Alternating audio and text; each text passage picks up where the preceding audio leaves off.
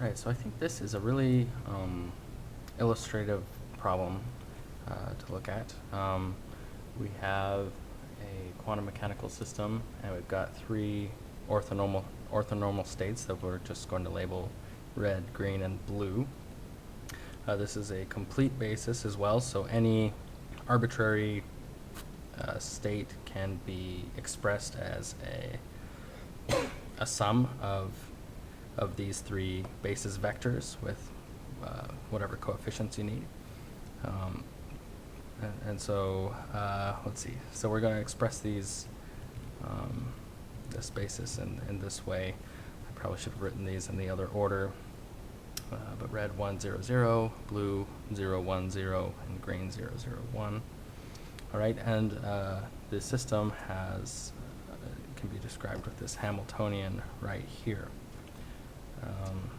And we have these cross terms here, so it looks like this is not going to turn out to be a diagonal matrix in this basis, just meaning that these states are not going to be stationary states, so they will not, I guess, stay constant in time. All right. So the first thing we want to do is we're going to find the stationary states. We'll find the normalized energy eigenstates and their corresponding eigenvalues. So what we need to do is take this Hamiltonian here and express it in matrix form. So let's go ahead and do that. So looking at this outer product with R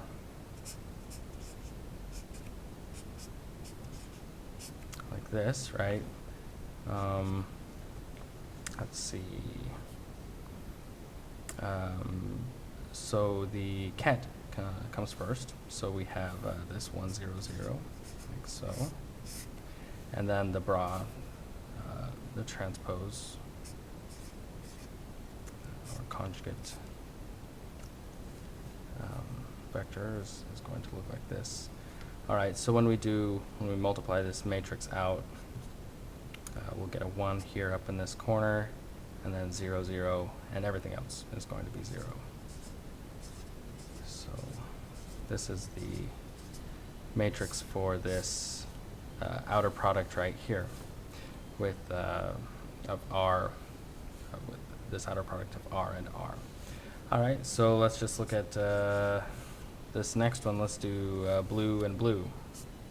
Red and red, blue and blue. Here we go. So this outer product, blue, we have the one here in the middle. So that's going to look like this. Something like this. All right.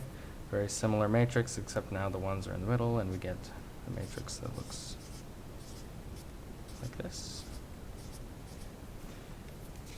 And we can see where this is going with green.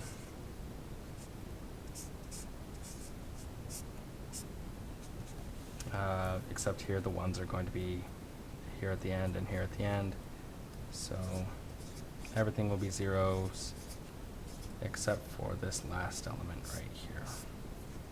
Okay, so now let's look at these two cross terms right here, green and blue and green. And in the end, we'll just add all these matrices up and get our Hamiltonian in matrix form. Okay, so I need my green vector right here, 0, 0, 1. And then I need a bra version of blue, 0, 1, 0. Okay. All right, so multiplying out the first column, we get 0, 0, 0 because of this 0 here. And then we'll get a 0, 0, and a 1, and then 0, 0, 0. Just like that. And if we do blue and green, we should get a very similar looking matrix. This time blue is the ket, and then green is the bra.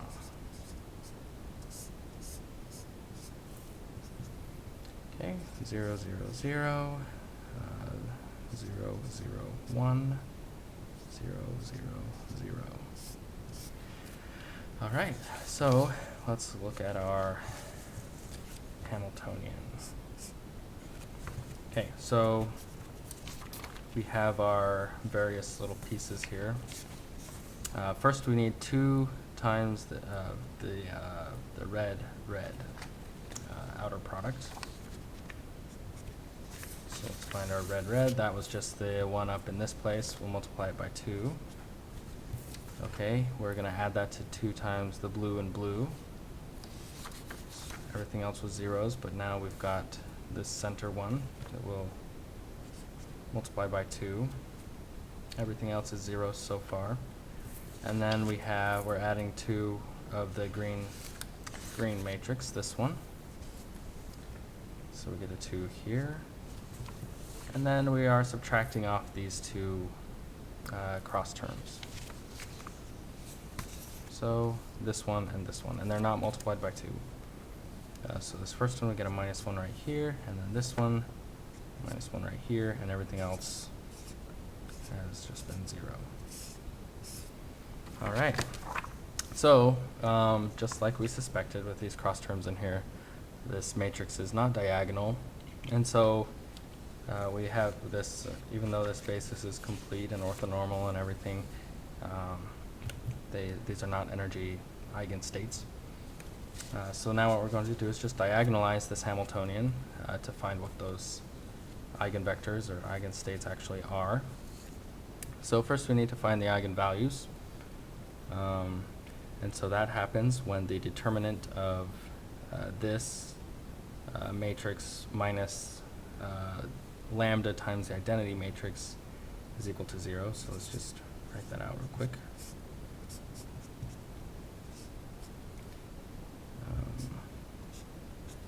Okay, so these are matrices. I'll just put an underline around them like that a little bit. So that looks like this. So 2 minus lambda, 0, 0, 0, 2 minus lambda, -1. We have a 2 minus lambda down here. We have this other -1, 0. Taking this determinant, setting it equal to 0. So now we just solve for lambda. So taking this determinant, we have a 2 minus lambda. And then, so for up here, and then we're just going to take the product of these 2 minus the product of those 2, which is just 2 minus lambda, and this part squared, and then minus the product of these 2, -1 times -1 is just 1, so it's just a -1 right here, setting this equal to 0. Okay, so now we're just going to multiply this out. Yeah, probably just the long way.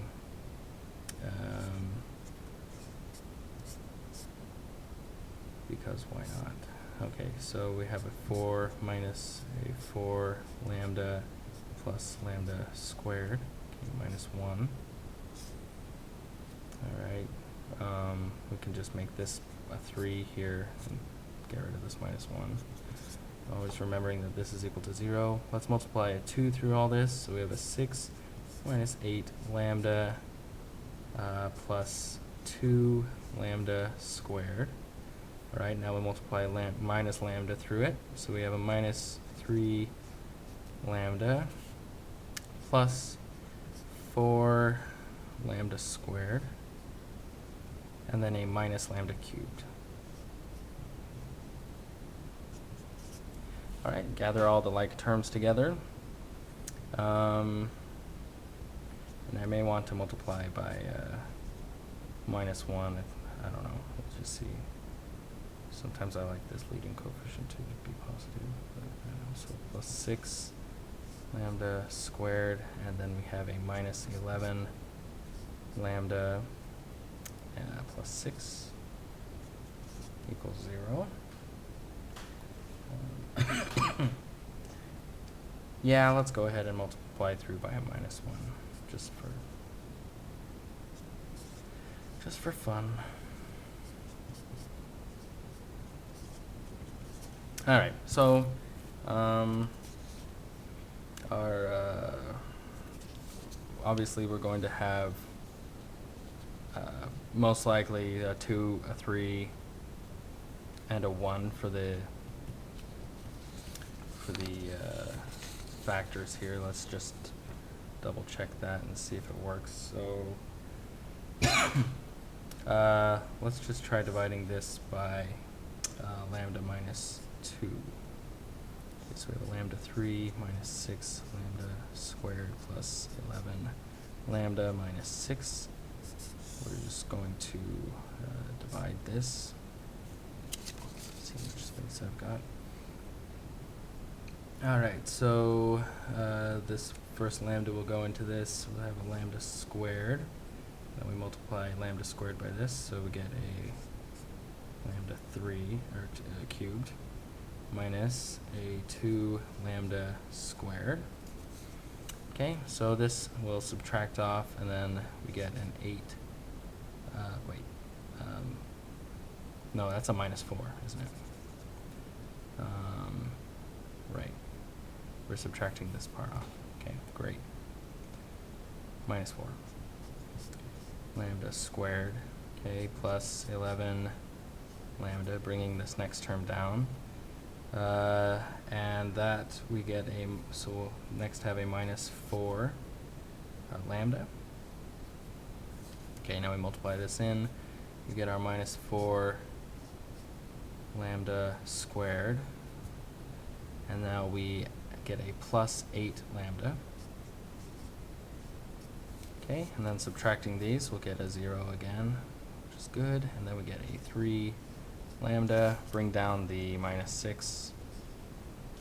And we just get a 3. This lambda will go into 3 lambda 3 times. Multiply this down, 3 lambda minus 6, so we're good. All right, so then we can factor this this quadratic that's left over. What's it going to be? A minus 3 and a minus 1. I'll write that up here. Multiplied by lambda minus 1. All right, so we have a lambda minus 2 right here, and then we have these guys up here. So that tells us that when we factor out this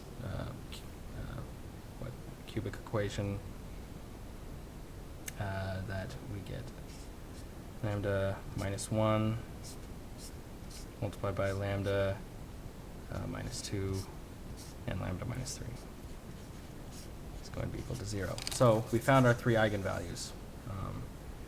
We solve for lambda. It can be either 1, and we'll get a 0 in this term, and everything goes to 0, 2, 3. These will all make it go to 0. So let's write that out here. 1, 2, 3. These are 3 eigenvalues. Now we can look at some eigenvectors, maybe. So if I bring down our Hamiltonian here, 2, 0, 0, 0, 2, minus 1, 0, minus 1, and 2 is multiplied by our eigenvector, which we don't know yet. I'll just use A, B, and C. Some parentheses on here. Let's go with our first eigenvalue. So this matrix multiplied by the eigenvector will give us this eigenvalue multiplied by the eigenvector, A, B, C. Okay. So what do we get? We get 2A. So just multiplying this out, 2A equals A.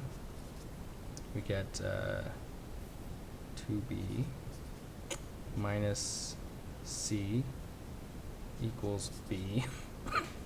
And then we get a minus B plus 2C is equal to C. Okay, well, the only way 2A equals A is if A equals 0. And what do we have here? We get so it's subtracting both sides by B. We get a B minus C equals 0, so B equals C. And that's the same thing we get down here as well. So let's write these up here. So eigen value lambda equals 1. The eigenvector A is 0. And then the other two are equal to each other. We're going to make it an orthogonal or a normalized vector. They will end up orthogonal, right? But with just one, we'll just make it normal.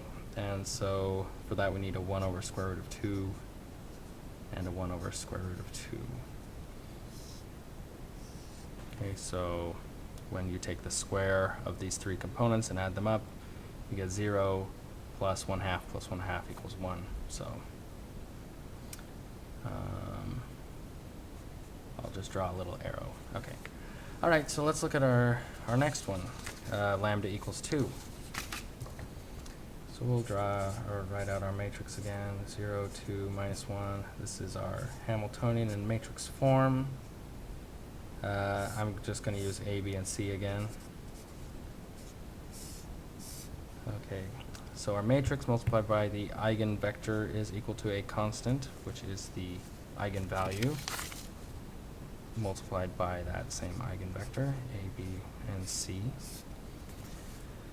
This gives us 2A equals 2A, 2B minus C equals 2B, and minus B plus 2C equals 2C. Okay, so what do we get? Subtracting 2b from both sides, we get a c equals 0. And then subtracting 2c from both sides, we'll get a b equals 0. So we know that those, the two here on the bottom are equal to 0. And then this top one, this a can be anything, and this equation will be true. But again, we want our eigenvector to be normal, so we'll put a 1 there. So we get a normal eigenvector. All right, so let's write that on our sheet up here. So for our eigenvalue of lambda equals 2, we get 1, 0, and 0. Okay. So again, this is expressed in that red, green, blue basis that we started with. All right. Okay, so now let's move on to our third one. Writing out the Hamiltonian again. 2, 0, 0, 0, 2, minus 1, 0, minus 1, and 2.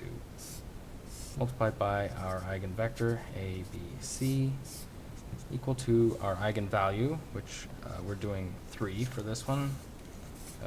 Our third root here that we're looking at, multiplied by that same eigenvector, A, B, and C. This time we get 2A is equal to 3A. We get 2B minus C is equal to 3C, and minus B plus 2C is equal to 3C. Oh, I messed up here. This is a 3b on the second one. Whoops. All right. So again, we have different coefficients here for the a.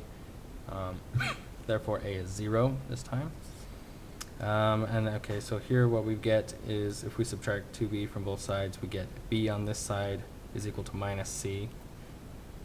So b equals minus c, or you can see here the same thing happens. C equals minus b. So it doesn't really matter which one we put where, but when we normalize it, it'll be, again, square root of 1 over 2.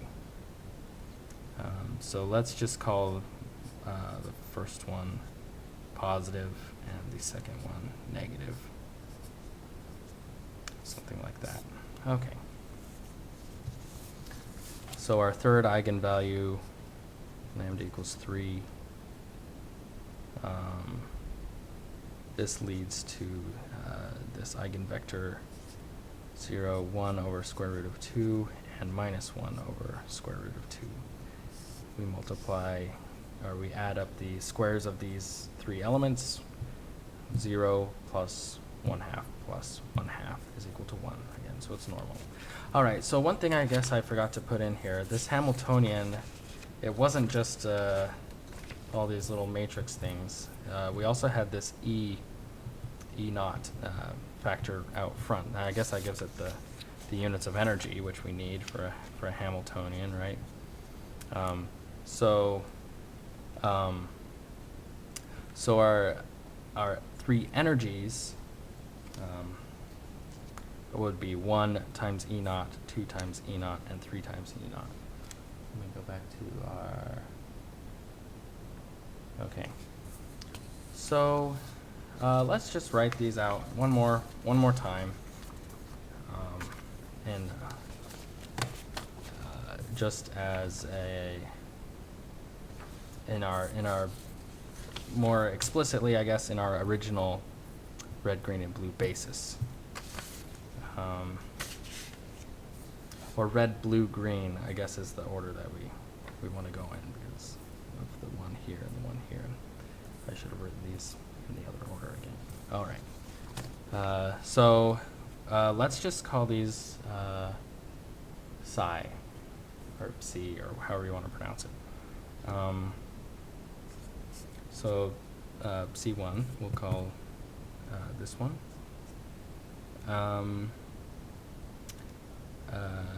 So this we get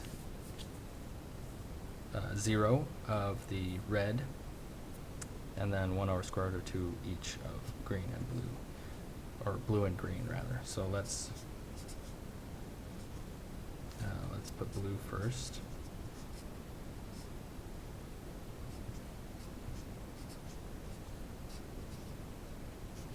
Like this.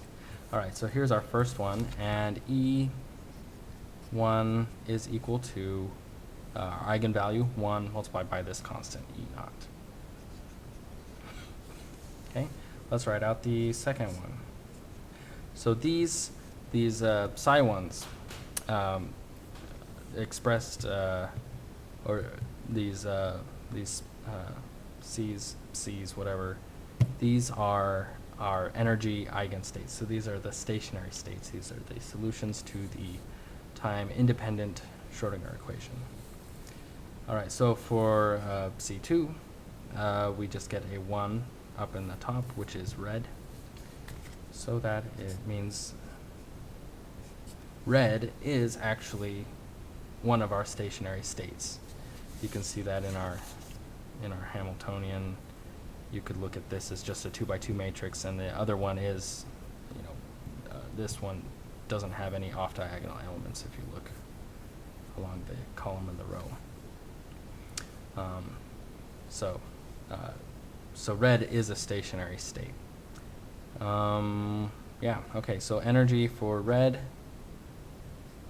or C2, is equal to 2 times E naught. All right, now let's look at our third one, C3, and that is this one down here.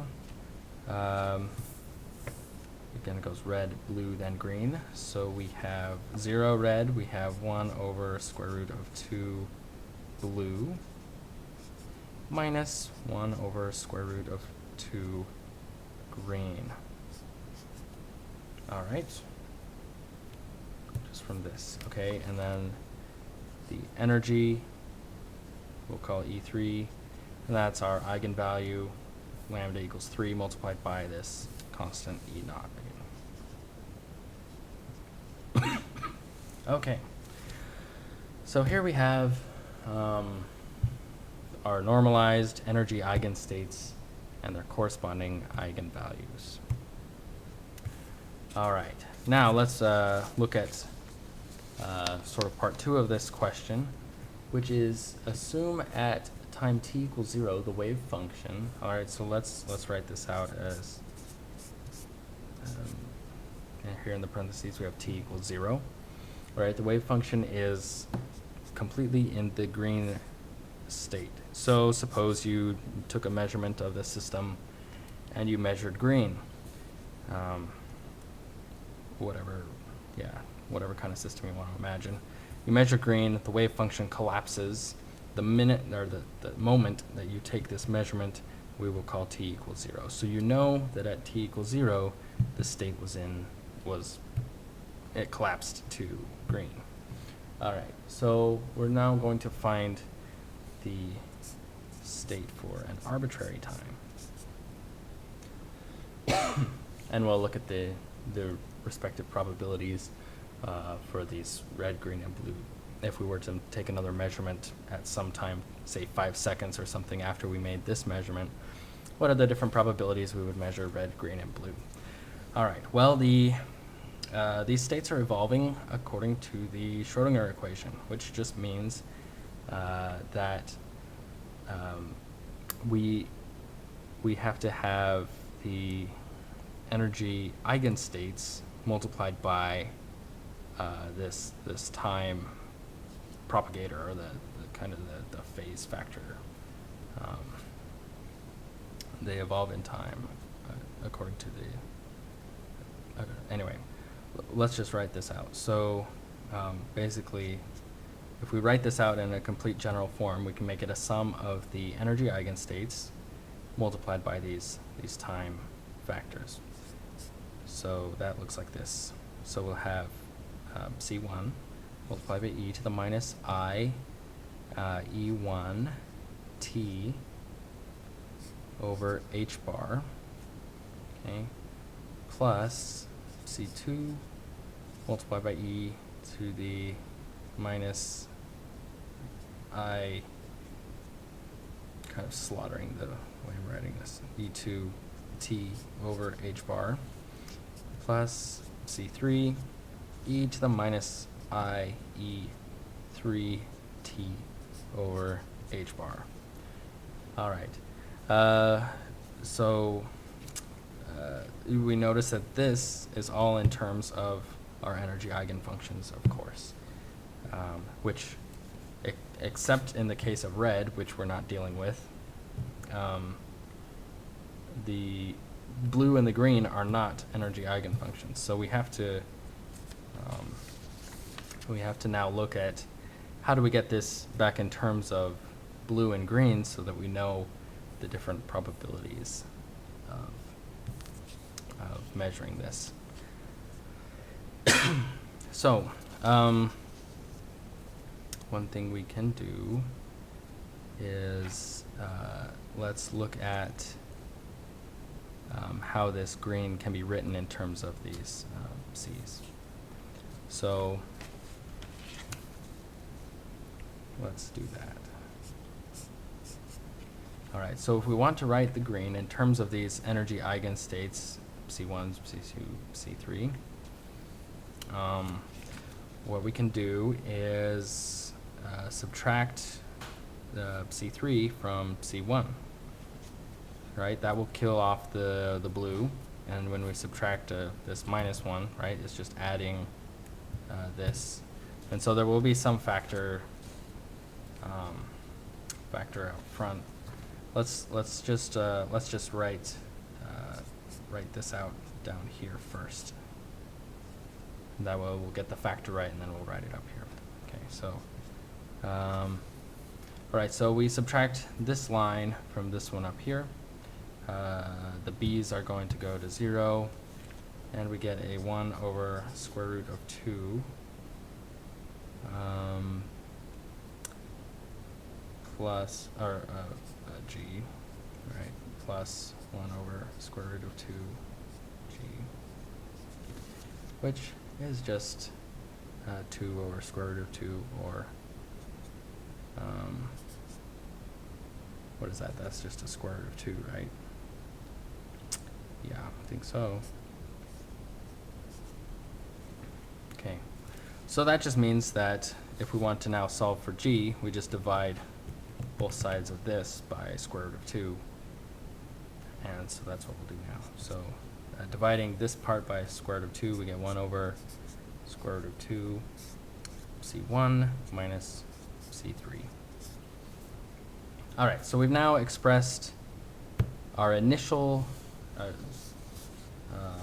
wave function at t equals 0. Now we've expressed that in terms of our energy eigenstates. So to see how this progresses in time, we need to have the different phase factors attached to these energy eigenstates. Okay, so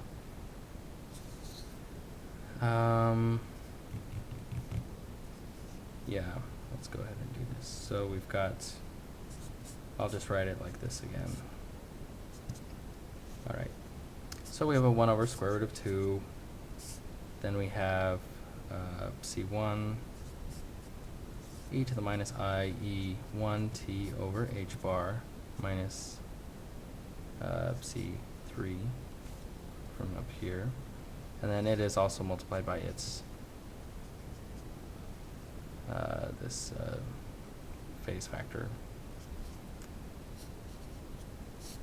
All right, so here we go. All right. So now let's write this in terms of blue and green. Right. The reason we can't just start out with blue and green and evolve this directly with respect to time is because this is not an energy eigenstate. So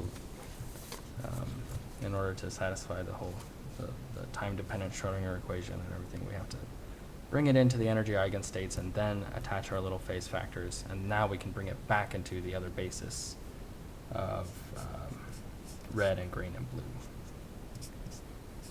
Which it'll just be green and blue, right? Because our red is an energy eigenstate out all on its own. There's no mixing between red and the other two colors, so it's out on its own. We can't get to it from an initial state of green. It's not going to, green doesn't mix with red, so we won't have any red. We'll just have green and a blue. All right, so now we're writing this again, going back into green and blue. All right, so let me bring out another factor of 1 over square root of 2, because that's what we have up here. All right, where am I? I am plugging in for this C1 right here. I'm going to plug in this. I've already taken out the 1 over square root of 2 right here. So we just have a blue plus a green, like this, with our time propagator, the e to the minus I e 1 t over h bar. Now remember, we know what E1 and E3 are. It's just 1 E naught and 3 E naught, so we're going to, of course, be using that as well. So now we want to plug in for this C3 right here. So we have a minus sign, and C3 also has these square root of 2's, so that came out nicely in this factor. But this time it's a blue minus a green. E to the minus I E3 t over h bar. Okay. All right. So here we go. Here's how our wave function will evolve in time. So we could basically, well, I guess, yeah, we do want to find the actual probabilities eventually. So yeah. All right, let's write this out another time. I'm gonna multiply these two together, so I just get a 1/2. I'm going to have, let's still write these as b plus g.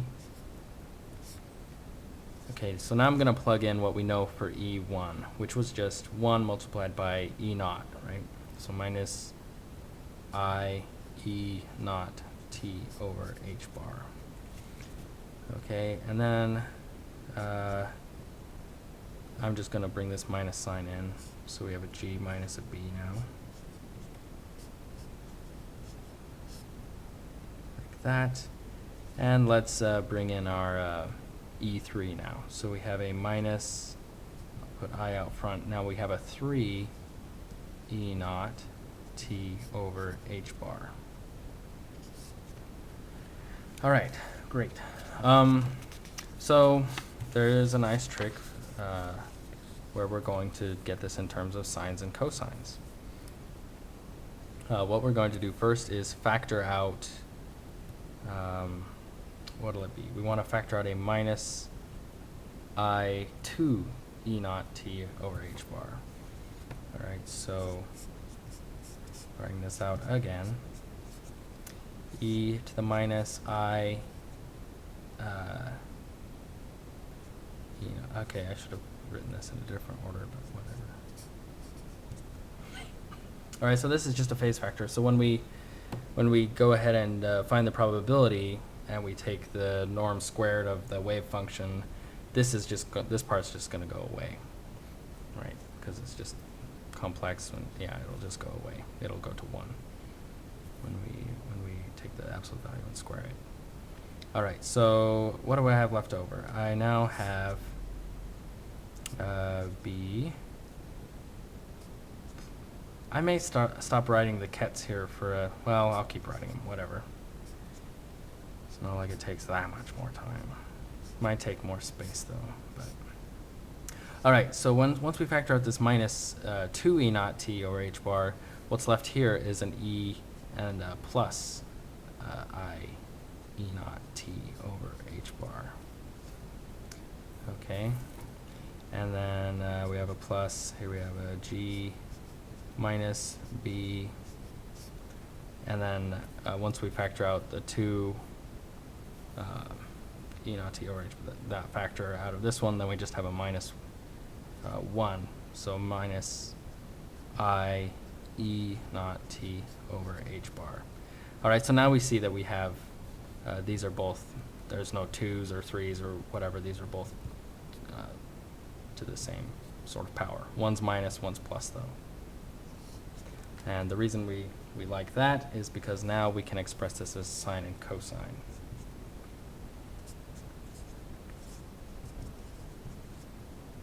I wrote it in that same order again. All right, this 2, could have put it out front. Oh well. All right, so now let's break this up in terms of b and g. All right, so if I bring out the b's, then I have e to the I E naught t over h bar, and then we have a minus e to the minus I E naught t over h bar. Okay, and then if I now do the g's, that will be plus and plus. So e to I E naught t over h bar plus e to the minus I E naught t over h bar. Okay, so now what we're going to do is we'll just, let's just bring everything all together only in terms of b and g. So our goal here is just to find out what the factor is out in front of b and the factor out in front of g, because we know if we take the absolute value squared of those factors, then we get the probability of measuring b or g at that specific time. So here we go. All right, so we see right here we have the minus sign right here. This gives us a sine of what's up here without the I, of course, and it's multiplied by 2i. And down here we have a cosine multiplied by 2. So these just come from Euler's equation and expressing the sine and cosine in terms of these complex exponentials. So let's write out B first. So this was a 2I sign, so that gives us an I multiplied by e to the minus I e naught. Again, oops, oh gee, what did I do now? 2, oh, okay, let me just start over on this. Let's start over on the whole thing. All right. A 2I multiplied by this. So we have an I, and then we have e to the minus, let me see if I can finally write 2 before the e naught. Okay, and then t over h bar. What a mess. All right, and then we had the sign of e naught t over h bar, and that was the coefficient for B, or blue, right? Our blue state. Okay, so now we want to do the same for green. All right, so we have plus, and this time it's just a 2 cosine right here. So we just have an e to the minus I 2 e naught t over h bar. And now we have a cosine of e naught t over h bar. And this is the coefficient in front of green. All right. Right, so this is our wave function with our time-dependent wave function in terms of blue and green. All right, so to find start another sheet again, to find the probability of measuring blue as a function of time, we are going to just take the mod squared of the coefficient in front of blue. So I e to the minus I 2 e naught t over h bar sine of e naught t over h bar squared. So with that we get a multiply this, we square this all except in one of them we switch the i's to minus i's. So I times minus I is 1, and then e to the minus I blah blah blah multiplied by e to the plus I times the same blah blah blah will give us 1. So basically all this complex stuff here in the front will go away, and we find only this real part gets squared. We have a sine squared of e naught t over h bar. All right, the probability of, what was it? Green, G. With respect to time, we're going to do the exact same thing. We'll take the norm squared of this coefficient out in front of G. Again, this complex exponential is going to go away, and we just get a cosine squared of the same argument, e naught t over h bar. All right, so real quick, well, okay, first we should say the probability of getting red as a function of time is 0. We'll never get red. Again, because red is an energy eigenstate all on its own. It doesn't mix with the blue and the green. So if you measure red, it will just stay red forever unless there's some perturbation. If you measure blue and green, then you see this sort of oscillation, sort of like a beat frequency, sort of between these two different states. So if we add up the probabilities, we get 0 plus sine squared plus cosine squared, all right? And sine squared or cosine squared, if they have the same argument, that's equal to 1. So our probability is sum to 1. So that's a good sign. But yeah, so basically what we get here is just this oscillation, just sort of this flopping back and forth between blue and green, blue and green. And it will go, it looks like the higher this energy is with respect to h bar and all of that, the faster it will it will flop back and forth between these two observable values. So anyway, it's a really good good problem to illustrate the whole different bases, whether it's an energy eigenbasis or a different basis, and kind of how they relate to each other, and how the wave function evolves in time.